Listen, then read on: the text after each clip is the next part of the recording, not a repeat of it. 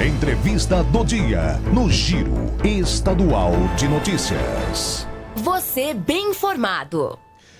Campo Grande entrou no mapa da medicina robótica mundial ao participar de uma cirurgia conectada em tempo real com equipes do Brasil, Panamá e Chile.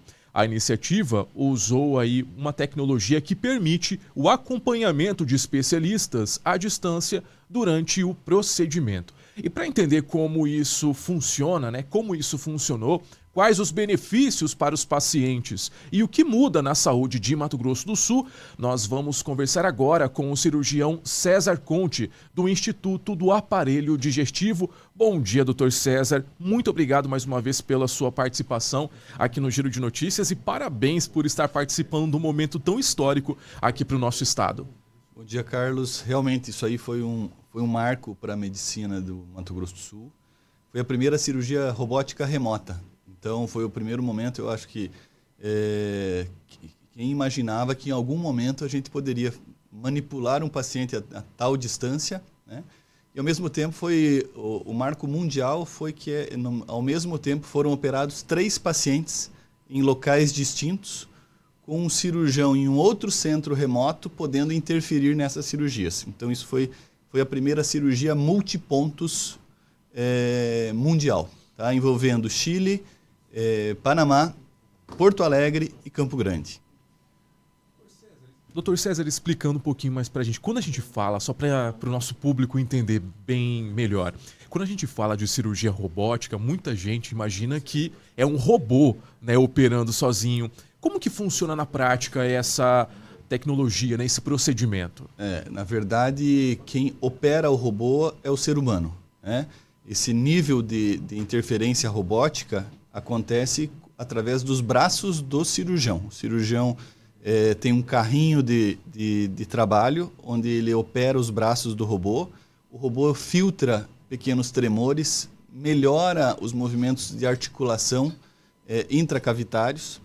A outra questão é que o robô permite uma melhor visão. Então, a nossa visão através da cirurgia robótica é ampliada de 10 a 12 vezes e ela é uma visão tridimensional.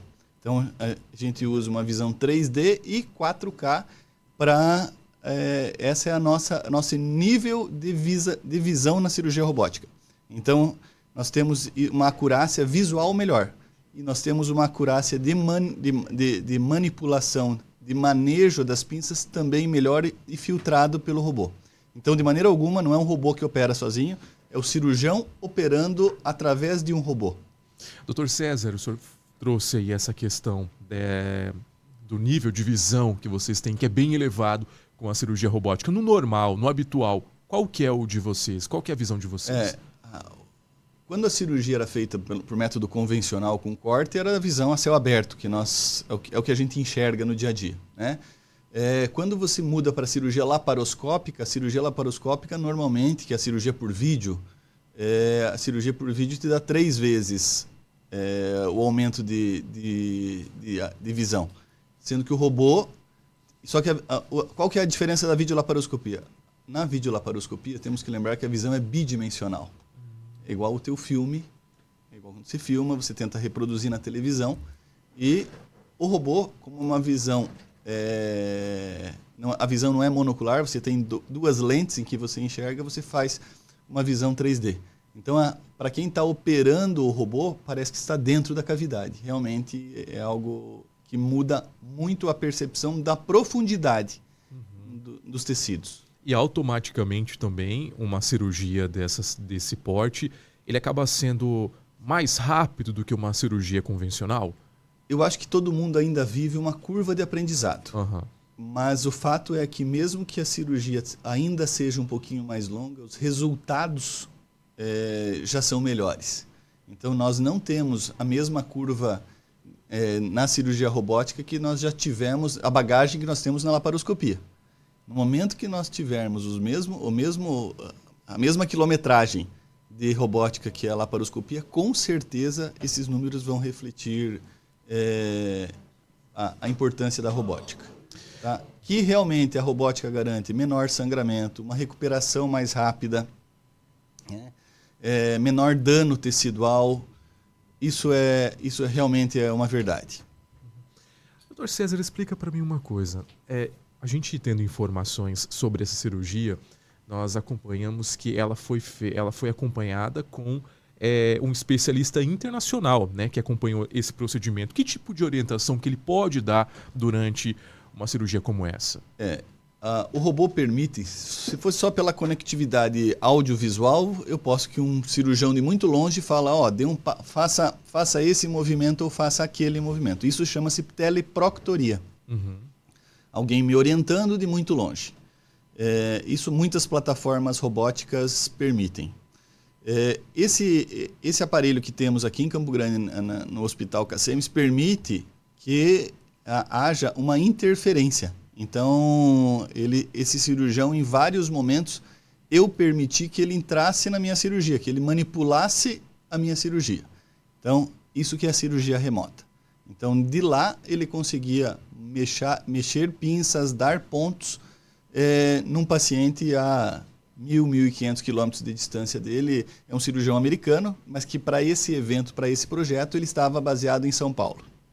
No caso, então, aí nós estamos falando de um profissional que estava em São Paulo, né? No caso, então, isso já automaticamente, no momento onde nós discutimos muito essa questão da medicina à distância, esse tipo de cirurgia conectada, ela de certa forma pode ajudar os médicos de cidades menores ou regiões mais distantes a terem acesso a essas orientações de grandes especialistas? Com certeza. Eu acho assim, até mesmo imaginando Campo Grande como um centro de medicina, centro terciário para algumas coisas, quando nós tivermos doenças extremamente raras, que normalmente são referenciadas para outros centros, esses pacientes poderiam ser operados em Campo Grande com a ajuda, com o auxílio de um cirurgião, ou em São Paulo, ou nos Estados Unidos, simplesmente através do uso desse tipo de tecnologia. Da mesma maneira que a gente consegue oferecer às cidades do interior, desde que elas tenham uma plataforma semelhante a essa, o mesmo grau de tecnologia. Então, o que eu acho? A coisa interessante é dizer que essa tecnologia em curta distância, né, oferece o que há de melhor de tratamento cirúrgico ao mundo, porque você consegue, de certa maneira, expandir isso para tudo que é lugar. O doutor César, inclusive, é um caminho sem volta, né? Essa nova geração de médicos que estão surgindo, eles aprendem também com isso, certo? Com certeza. Eu acho que o médico que chega, ele já chega num nível de tecnologia e de necessidade. É a mesma coisa que a ideia do telefone. O nosso telefone, a última coisa que ele faz hoje é fazer ligação, mas ele é o nosso computadorzinho. Então, eu acho que o cirurgião atual, ele sai desse ponto. Ele sai da cirurgia, ele já não entra na cirurgia laparoscópica, ele já tem a base como cirurgia robótica. Eu acho que isso sim é uma tecnologia sem volta. Eu brinquei com um amigo que falei, você já imaginou se você contasse para o seu avô que alguém daqui em Campo Grande está operando alguém em São Paulo, ou vice-versa? É algo para fazer sinal da cruz, preocupado, porque o que está acontecendo. Mas realmente a gente chegou nesse ponto. A gente falou mais cedo sobre essa questão da recuperação mais rápida em muitos casos, mas em relação aos riscos, doutor César, quais são os riscos que uma cirurgia desse porte acaba oferecendo? O que acontece é que existe muito treinamento e muita legislação em cima disso. Então, não é qualquer um que pode se aventurar. Existem certificações e habilitações para a cirurgia robótica.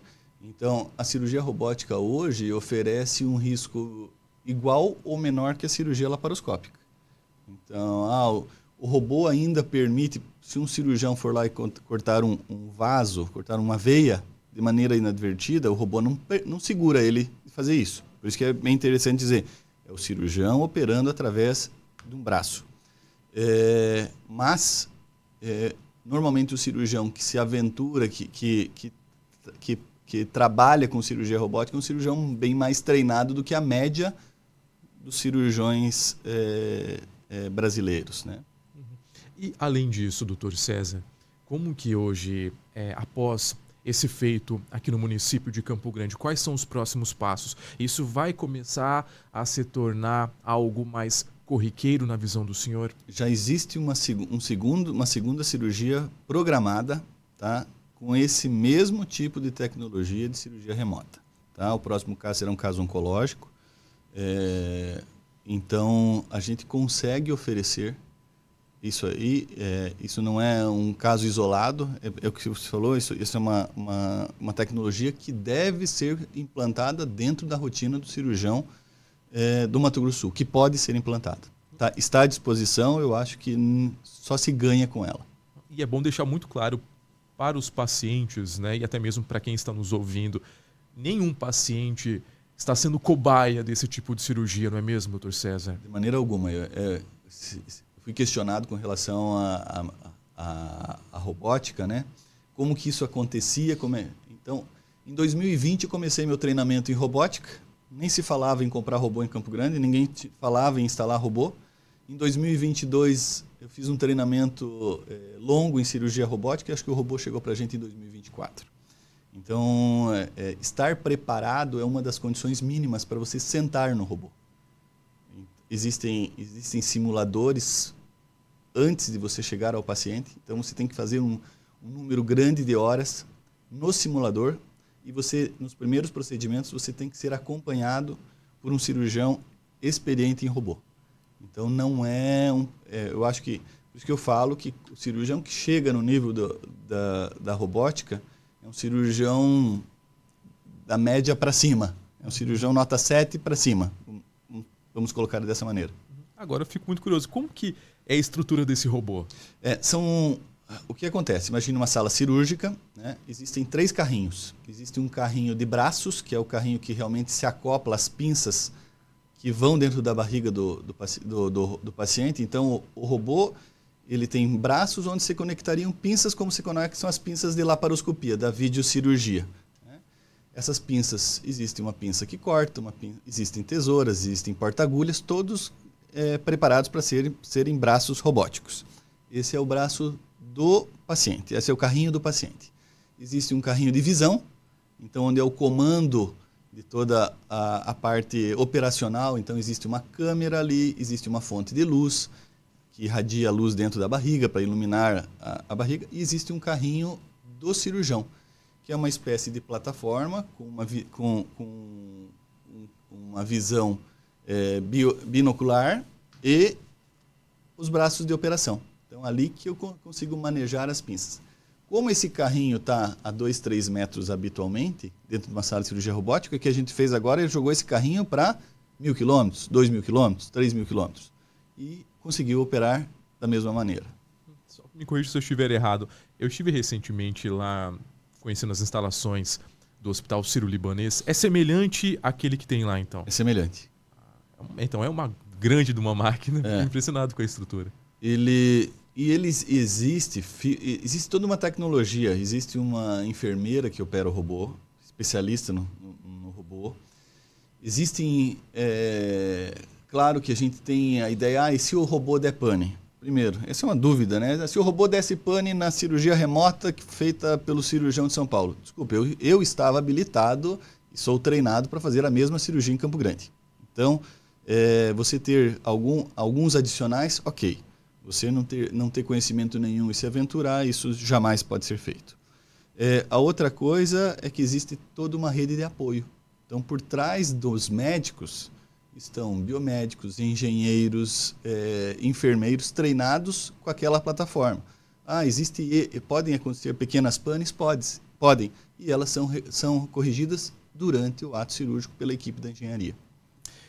Muito bem, então, é isso. Uma grande novidade aqui para o estado de Mato Grosso do Sul, e é muito legal, né? Termos profissionais como o Dr. César habilitado para poder lidar com essa nova tecnologia, né? Que já é algo corriqueiro mundo afora, mas que aqui no nosso país ainda é algo que está caminhando para se tornar cada vez mais comum nas salas de cirurgias. Eu conversei com o cirurgião César Conte do Instituto do Aparelho Digestivo, batendo um papo aqui com a gente, falando sobre medicina robótica mundial, em que Campo Grande participou recentemente de uma cirurgia conectada em tempo real com equipes do Brasil, Panamá e também do Chile. Dr. César, obrigado mais uma vez e parabéns pelo trabalho. Obrigado e parabéns por difundir isso para a nossa população. Nós que agradecemos. Agora são exatamente 7 horas... Opa, peraí, agora sim. Agora são 7 horas e 50 minutos em Mato Grosso do Sul. É isso, né? Novidade que a gente precisa levar para você, ouvinte aqui do estado de Mato Grosso do Sul. Afinal, são novidades e até bom para a gente combater também algumas desinformações que surgem nesse meio tempo, né? Agora são 7 horas e 51 minutos em Mato Grosso do Sul. Uma menina de 1 ano e 10 meses morreu na tarde de ontem em uma fazenda a cerca de 40 quilômetros de Chapadão do Sul, próximo ao assentamento Aroeira. Segundo as informações iniciais, a criança teria saído sozinha e caído em um tanque de peixes da propriedade. Os familiares acionaram um corpo de bombeiros que orientou os primeiros socorros por vídeo e, em seguida, deu continuidade ao atendimento durante o transporte